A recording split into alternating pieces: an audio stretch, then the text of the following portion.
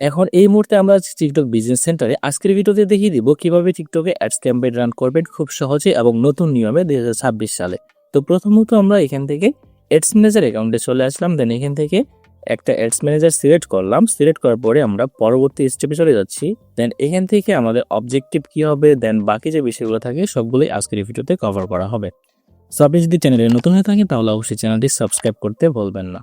তো first of all দেখতে পাচ্ছেন আমাদের হচ্ছে what's your advertising object, brand awareness, sales অথবা লিড জেনারেশন। সো ব্র্যান্ড অ্যাওয়ারনেসের মধ্যে ট্রাফিক, ভিডিও ভিউজ এবং হচ্ছে যে কমিউনিটি ইন্টারেকশনস, এই তিনটা থাকে আর কি। হ্যাঁ, সাব ক্যাটাগরি বলতে পারেন।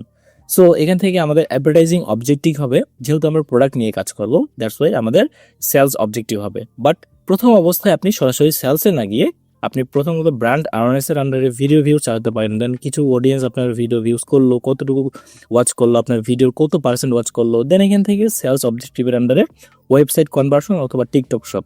সো ম্যাক্সিমাম মানুষ ওয়েবসাইট কনভার্সনটাই ব্যবহার করে, দ্যাটস ওয়াই আমরা ওইটা ব্যবহার করতেছি। দেন এখান থেকে সাধারণভাবে আমাদের ক্যাম্পেইনের একটা নাম দিতে পারবো, আমরা কি প্রোডাক্টের জন্য কাজ করতেছি অথবা কোন তারিখে আমরা ক্যাম্পেইনটা রান করতেছি। এই ধরনের ডেটগুলো আমরা এখান থেকে সিলেক্ট করে দিতে পারি। তো এখান থেকে জাস্ট আমরা ওয়েবসাইট কনভার্সন ক্যাম্পেইন নামটা দিয়ে দিলাম বাই ডিফল্ট। দেন এখান থেকে অপটিমাইজ বা অপটিমাইজেশন গোল যে বিষয়টা থাকে, প্রত্যেকটা কনভার্সনের জন্য আমরা একটা কি করব, এই ক্যাম্পেইনটা অপটিমাইজ করব। তো সেই ক্ষেত্রে প্রথম অবস্থায় কিন্তু আমাদের পেজেস সেট আপ করা নাই, আমাদের ওয়েবসাইটের সাথে ইন্টিগ্রেশন করা নাই, এটা কিন্তু অবশ্যই করে নিতে হবে আমাদের পেজেস সেট আপটা। তো এরপরে প্লেসমেন্টের বিষয়টা আসে।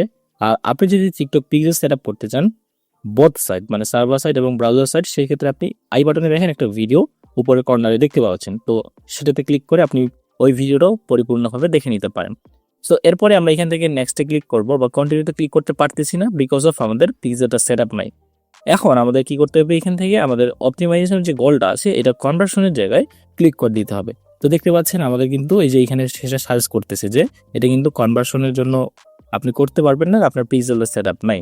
আমি অবশ্যই সাজেস্ট করবো আপনার পিজের সেট আপটা করে নেওয়ার জন্য। সো এখান থেকে ক্লিক অপটিমাইজেশন গোলটা ক্লিক দিলাম, দেন এখান থেকে কন্টিনিউ করলাম। এখন সিম্পলি আমরা চলে আসলাম আমাদের টিকটক অ্যাকাউন্টে। কোন অ্যাকাউন্টটা আমরা এখানে ব্যবহার করব, সেক্ষেত্রে আপনার বিজনেসের জন্য আপনি অবশ্যই আপনার বিজনেস পেজ বা বিজনেস অ্যাকাউন্ট ব্যবহার করবেন।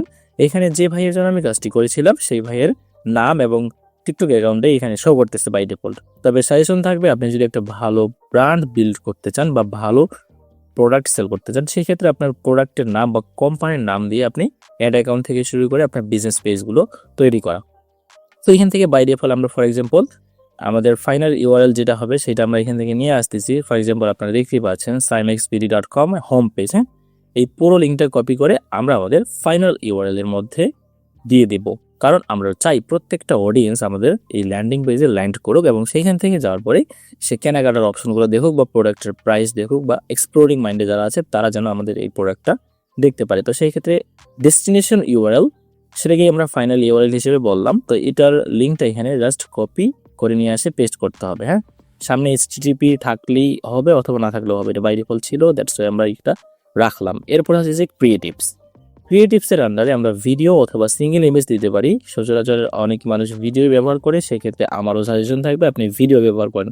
প্রত্যেকটা ফানেল প্রত্যেকটা স্ট্র্যাটেজিতে আপনি আলাদা আলাদা ভিডিও তৈরি করেন, যেখানে আপনার ব্র্যান্ড অ্যাওয়ারনেসের জন্য আলাদা, তারপরে আপনার সেলসের জন্য আলাদা, সেলস ক্যাম্পেইনের মধ্যে সেলস স্পিচ থাকবে এবং অফার থাকবে, ডিসকাউন্ট থাকবে। হ্যাঁ, তো এখান থেকে সিম্পলি আমরা ভিডিওটা নিয়ে আসতেছি।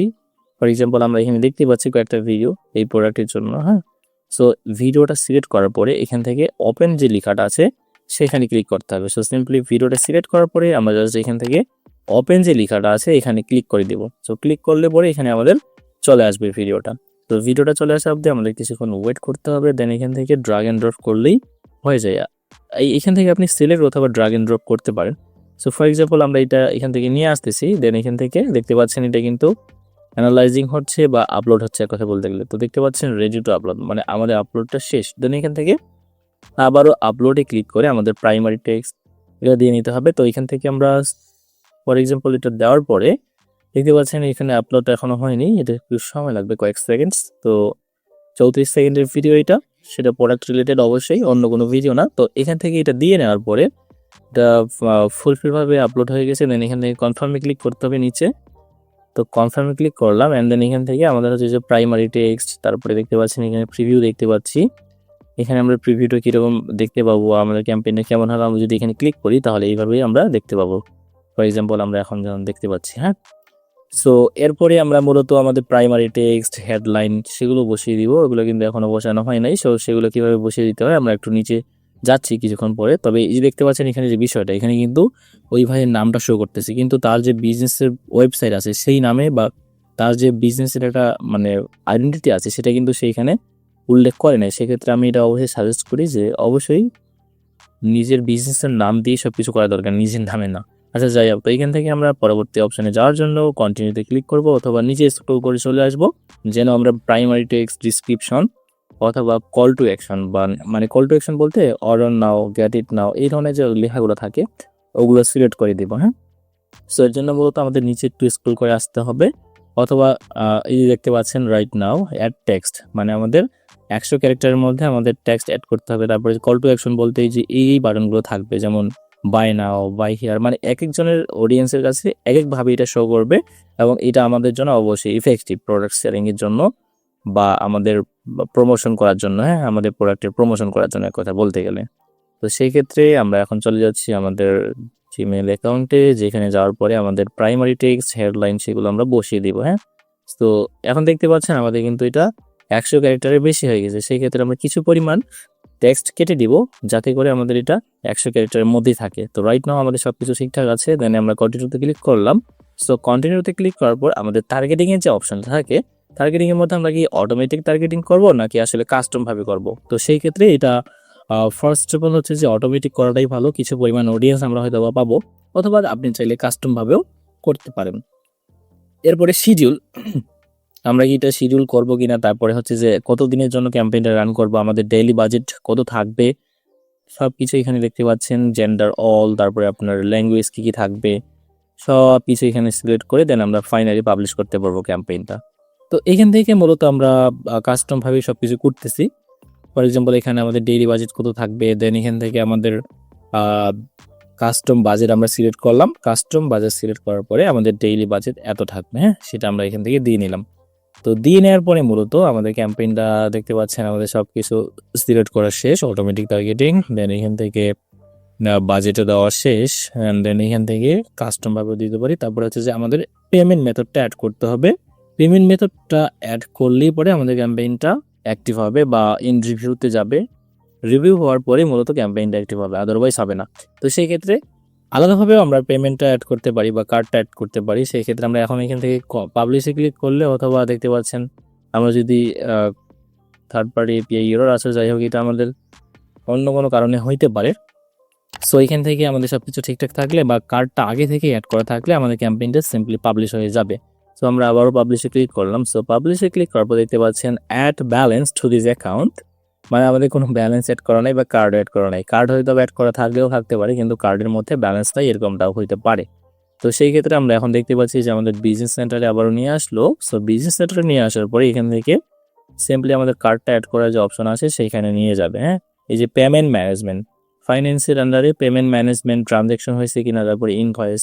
সো এখান থেকে যেহেতু আমাদের ব্যালেন্স এখানে নাই, সেই ক্ষেত্রে আমরা এখান থেকে অ্যাড ব্যালেন্স যে অপশনটা আছে সেখানে ক্লিক করে মূলত আমরা ব্যালেন্সটা নিয়ে আসতে পারি। তো দেখতে পাচ্ছেন পেমেন্ট মেথড 1, মানে একটা পেমেন্ট মেথড এখানে অলরেডি অ্যাড করা ছিল এবং আমরা দেখতে পাচ্ছি নিচে অ্যাপ্রুভড লেখারও শো করতেছে অ্যাকাউন্ট স্ট্যাটাস, তারপরে টোটাল অ্যাড ক্রেডিট ব্যালেন্স, হ্যাঁ 00। তার মানে আমাদের ব্যালেন্সটা প্রথমত এখানে নিয়ে আসতে হবে। হ্যাঁ, তো রাইট নাও দেখতে পাচ্ছেন আমরা কিন্তু টোটাল অ্যামাউন্ট 1100-র মতো টাকা নিয়ে আসছি আমাদের এই ভিসা কার্ড থেকে।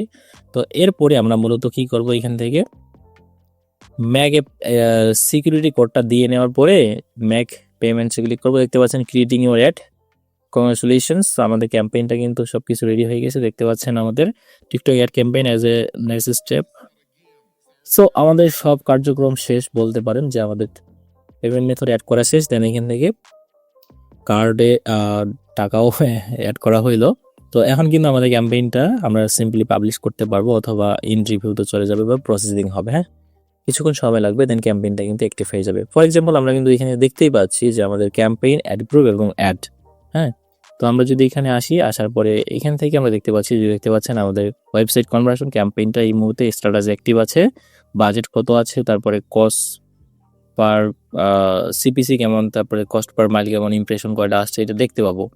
এটা অ্যাক্টিভ হয়ে যাবে, একটু সময় লাগবে। হ্যাঁ, তো এই ছিল মূলত আজকের ভিডিও। ভিডিওটি ভালো লাগে অবশ্যই লাইক, কমেন্টস এবং শেয়ার করতে বলবেন না। দেখা হচ্ছে পরবর্তী কোনো ভিডিওতে। ধন্যবাদ সবাইকে।